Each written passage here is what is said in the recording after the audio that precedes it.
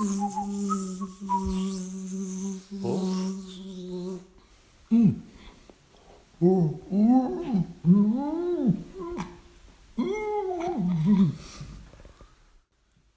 moi je vais vous parler de l'œdème de Quincke. Alors on peut dire œdème, on peut dire édème, on peut dire Quincke, on peut dire Quincke, on peut dire un petit peu ce qu'on veut. Donc je vais commencer par vous donner le plan. Je commencerai par l'histoire de l'œdème de Quincke, puis ses causes, ses symptômes, ses risques et enfin ses traitements. Alors d'un point de vue histoire, moi c'est simple, l'œdème de Quincke est décrit pour la première fois en 1882 par Heinrich Quincke, qui est un docteur allemand, qui est également l'inventeur de la ponction lombaire. Voilà. Alors qu'est-ce qui cause l'apparition d'un œdème de Quincke ? Il y a 3 causes possibles. La première cause, c'est une cause allergique. Et donc là, généralement, l'œdème apparaît dans les 2 heures qui suivent le contact avec l'allergène. Alors parmi les allergènes les plus courants, il va y avoir les cacahuètes, les crustacés, certains médicaments ou vaccins, des piqûres de guêpes, d'abeilles ou de frelons, le latex, etc. Deuxième cause possible, la cause inflammatoire qui est en fait liée aux effets indésirables de certains médicaments, notamment l'ibuprofène, l'aspirine, entre autres. Et enfin, la troisième cause possible, la cause héréditaire, qui est liée à un déficit en C1 inhibiteur de la protéine sanguine. Débrouillez-vous avec ça.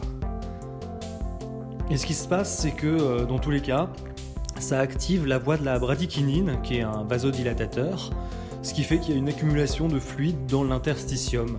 L'interstitium étant un organe du corps humain qui a été découvert là, il y a quelques années seulement, et qui est considéré comme le 80e organe du corps humain. Donc.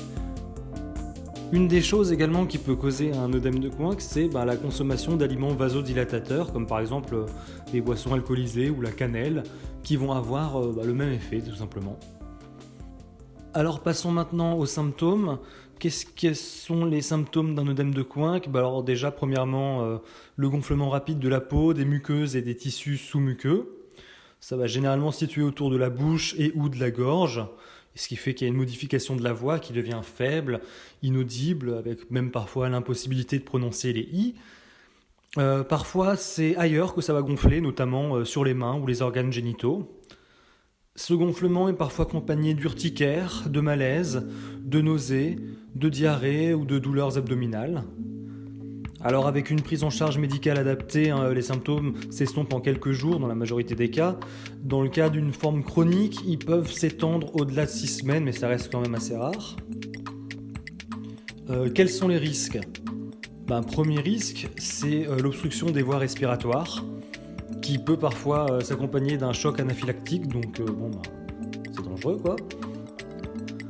Si l'œdème de Quincke n'est pas traité, va y avoir des risques de coma végétatif, de syndrome hémorragique, de syndrome de détresse respiratoire aiguë, d'insuffisance cardiaque, d'insuffisance hépatocellulaire et d'insuffisance rénale chronique.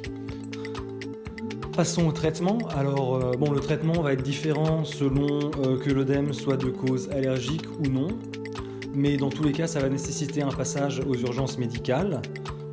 Donc généralement, ce qu'il va y avoir, c'est une injection d'adrénaline, une prise d'antihistaminique et parfois une intubation trachéale. Voilà, donc ici l'exemple de quelqu'un qui n'aura pas de traitement et qui sera donc exposé à de nombreux risques. Merci pour votre écoute.